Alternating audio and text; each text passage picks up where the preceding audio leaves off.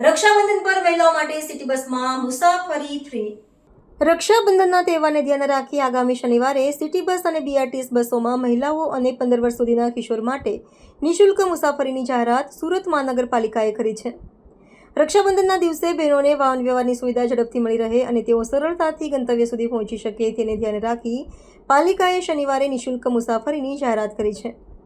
સુરત મહાનગરપાલિકા દ્વારા હાલ 108 કિલોમીટરના ડેડિકેટેડ બીઆરટીએસ કોરિડોર મારફત વિવિધ 13 ફૂટ પર 367 બીઆરટીએસ બસ અને 452 કિલોમીટરના રૂટ પર સિટી બસ સેવા કાર્યરત છે।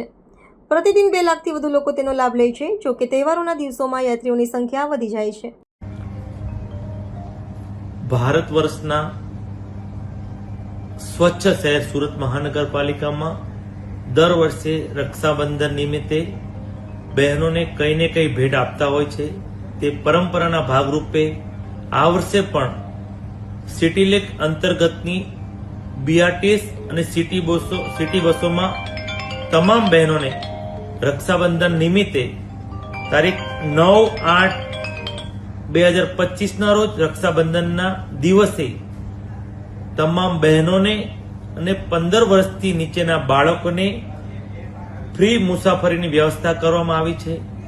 હું આ પવિત્ર તહેવાર રક્ષાબંધન નિમિત્તે તમામ સુરતીઓને ખૂબ ખૂબ શુભકામના પાઠવું છું અને મારી તમામ બહેનો અને 15 વર્ષના બાળકો આ મુસાફરીનો વધુમાં વધુ લાભ તે દિવસે લે તે જ અભ્યર્થના।